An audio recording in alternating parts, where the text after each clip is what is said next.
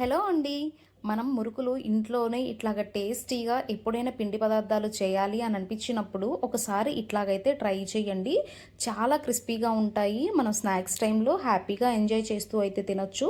ఈ కొలతలతో ట్రై చేశారు అనంటే మీకు కూడా ఇలాగే సేమ్ వస్తాయన్నమాట. ఒకసారి అయితే వీడియో స్కిప్ చేయకుండా కంప్లీట్గా అయితే చూడండి. ప్రాసెస్ మీకే అర్థమవుతుంది. ఒక వెడల్పాటి గిన్నె అయితే తీసుకొని దాంతో ఒక 250 గ్రామ్స్ వరకు బియ్యం పిండిని అయితే వేసుకున్నాను.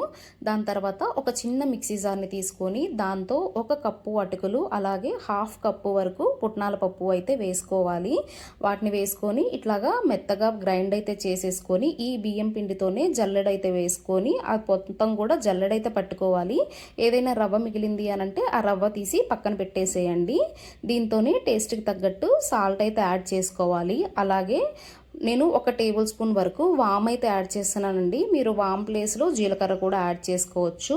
అలాగే దీంతో జీలకర్ర పొడి కాస్త యాడ్ చేస్తున్నాను. ఇవంతా కూడా వేసిన తర్వాత మొత్తం కూడా స్పూన్తో ఒకసారి మొత్తం మిక్స్ అవ్వాలన్నమాట. సో స్పూన్తో ఒకసారి కలిపేసుకొని తర్వాత చేత్తో కూడా ఒకసారి అనేసేసుకోండి. దాని తర్వాత ఒక 2 to 3 టేబుల్ స్పూన్స్ నెయ్యి అయితే వేసేసుకొని నెయ్యి ఈ పిండికి చక్కగా పట్టేటట్టు మనం ఇట్లాగా రబ్ చేస్తూ అయితే పిండికి అంతా పట్టేటట్టు చక్కగా కలుపుకోవాలి. పిండినంతా ఇలా కలిపేసుకున్న తర్వాత ముందుగానే 1.5 గ్లాస్ వరకు వాటర్ని నేను మరిగించైతే పెట్టేసుకున్నాను. ఈ పిండిలో కొంచెం కొంచెంగా వాటర్ వేసుకుంటూ ఇట్లాగా స్పూన్ సహాయంతో మనం పిండినైతే కలుపుకోవాల్సి ఉంటుంది. సో వేడి వేడి వాటర్ కాబట్టి చెయ్యి పెట్టకుండా ఫస్ట్ స్పూన్తో అయితే పిండి మొత్తం తడిసేటట్టు ఇట్లా కొంచెం కొంచెం వాటర్ పోసుకొని పిండినంతా కూడా ఇట్లాగా తడిపేసుకోవాలన్నమాట. కాస్త వేడి తగ్గిన తర్వాత చేత్తో ఇట్లాగ రబ్ చేసుకుంటూ పిండినంతా కూడా చపాతీ ముద్దలాగైతే కలుపుకోవాలి.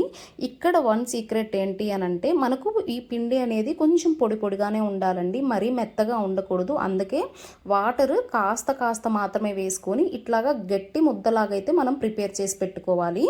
మనం పిండి లూజ్గా చేసాము అంటే మనకు మురుకుల షేప్ అయితే వచ్చేస్తుంది, కానీ మనకి ఇక్కడ మురుకుల షేప్ వద్దనమాట. జస్ట్ ముక్కలు ముక్కలుగా వచ్చేటట్టుగా అయితే చేసుకోవాలి. కాబట్టి పిండి కాస్త గట్టిగా అయితే ప్రిపేర్ చేసేసుకొని మూత పెట్టేసుకొని పక్కన పెట్టుకోండి. ఇప్పుడు జంతికలు మనం ఒత్తుకోవడానికి ఒక ప్లేట్ అయితే తీసుకొని ఆ ప్లేట్లో నేను ఇక్కడ నూనె అయితే అప్లై చేస్తున్నానండి. దాని తర్వాత జంతికలు ఒత్తుకునే గొట్టం అయితే ఉంటుంది కదా, సో దానికి కూడా ఆయిల్ అయితే అప్లై చేస్తున్నాను. మన లోపలంతా కూడా ఆయిల్ అప్లై చేయడం వల్ల పిండి ఎక్కడా కూడా దీనికి అంటుకోకుండా ఈజీగా అయితే మనకు దిగుతుందనమాట.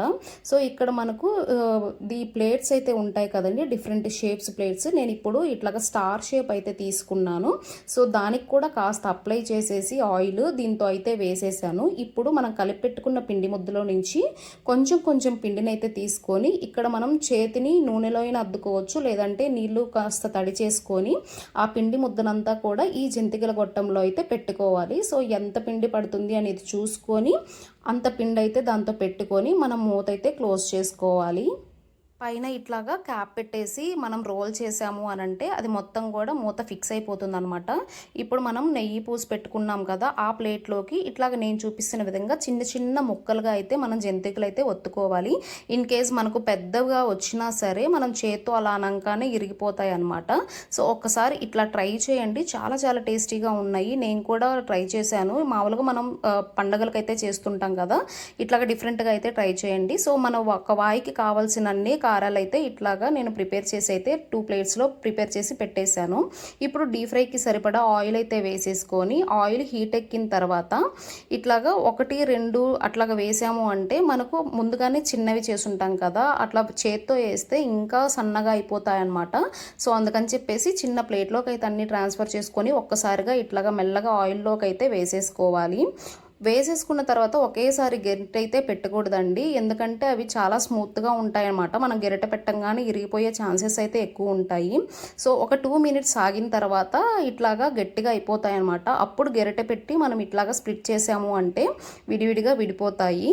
ఆయిల్ బాగా హీట్ ఎక్కినప్పుడు మాత్రమే ఇవి వేసుకోవాలండి. వేసుకున్న తర్వాత మంటను మీడియం ఫ్లేమ్లోకి అడ్జస్ట్ చేసుకొని మనకు పైన నురుగు అనేది డిసప్పేర్ అయిపోయిన తర్వాత ఇలా గెరిట్లోకి అయితే తీసేసుకోవడమే. ఒకసారి ఆయిల్ మొత్తం కూడా ట్యాప్ చేసేస్తే ఆయిల్ అంతా కూడా వెళ్ళిపోతుంది కదా, సో అప్పటి వరకు మనం ఆయిల్లో నుంచి తీసేసి ఇట్లాగా గెరిట్లో అయితే అన్ని ట్రాన్స్ఫర్ చేసేసుకుంటున్నాను. ఇవి వేగుతున్నప్పుడే మనం సెకండ్ బ్యాచ్ కోసం మళ్ళీ మురుకులు కొట్టంతో చిన్న చిన్నగా ఇట్లాగా ప్రెస్ చేసుకొని అయితే రెడీగా పెట్టేసుకోవాలి. మిగిలిన పిండి ఆరిపోకోకుండా మనం మూత పెట్టేసి అయితే కవర్ చేసుకోవాలి. ఇట్లాగా తీసుకున్న వాటన్నిటిని కూడా ఒక ప్లేట్లోకి టిష్యూ పేపర్ వేసుకొని అన్ని ట్రాన్స్ఫర్ చేసుకోవాలి.